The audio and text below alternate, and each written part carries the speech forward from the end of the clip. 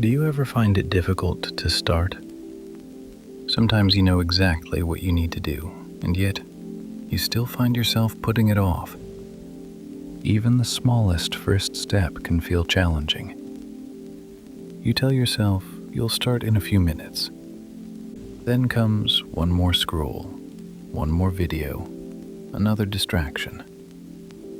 Before you know it, an hour has gone by, or two, and the thing you meant to do is still there waiting for you. It's strange, isn't it? The things that matter to you are often the things you find the hardest to begin. You tell yourself you'll start when you feel more motivated, when you have more energy, when the timing feels right. But the right moment rarely comes on its own. Perhaps you found yourself there recently, knowing what needs to be done, yet still waiting to begin.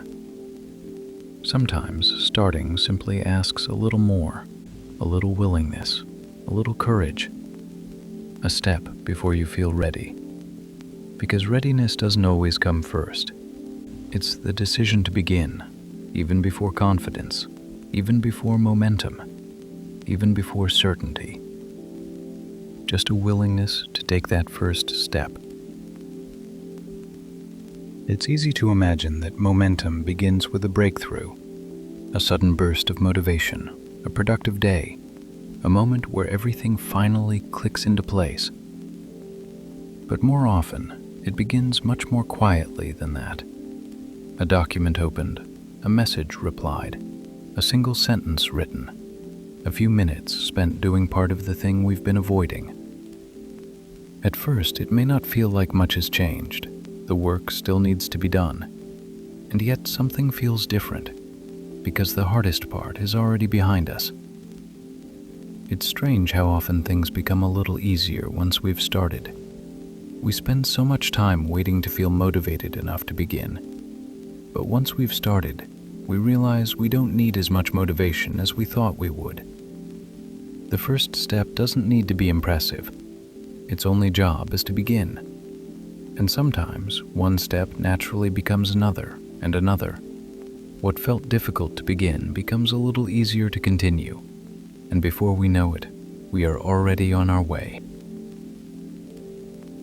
Something interesting often happens after we've been at it for a while.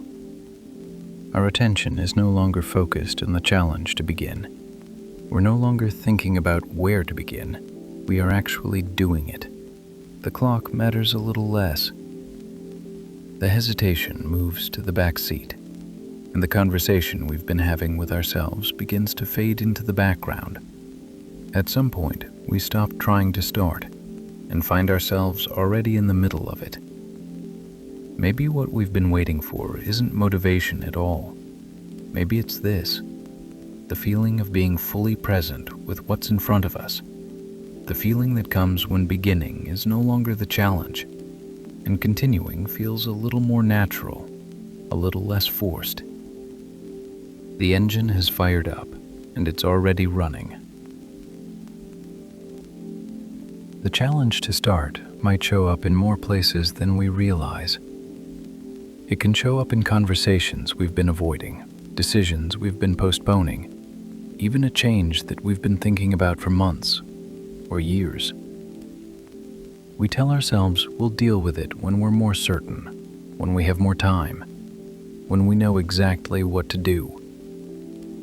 Until one day we realize we've been waiting for quite a while, and the conversation still hasn't happened, the decision still hasn't been made, and what we've been avoiding is still there.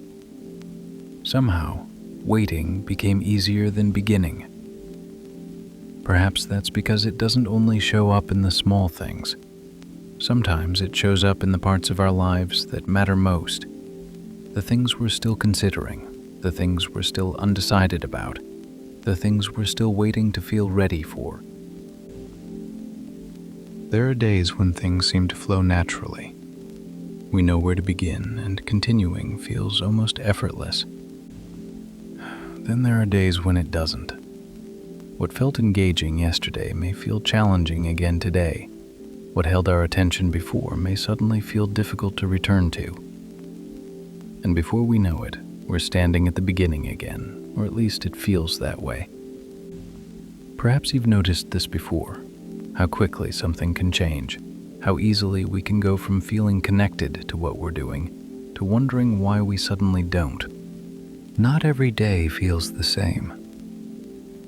Sometimes we have more energy, sometimes less. Sometimes life simply asks for our attention elsewhere. And when that happens, it's easy to believe we've lost our momentum, that we've undone our progress, that we're back where we started. But are we? The work we've done still happened. The steps we took still count. The understanding we gained is still with us. Perhaps what has changed is not the journey itself, only where we happen to be on it today.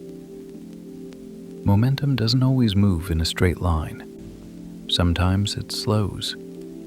Sometimes it pauses. And sometimes it asks us to just return to it. The goal was never to hold on to momentum forever. Perhaps the goal was simply to start and trust that we can return when we drift. Because the ability to return is often more valuable than the ability to stay perfectly focused. Anyone can move forward when motivation is high. Anyone can continue when the path feels easy. But there is a quieter kind of strength in taking another small step, even when things no longer feel effortless. What if returning is not evidence that we have failed?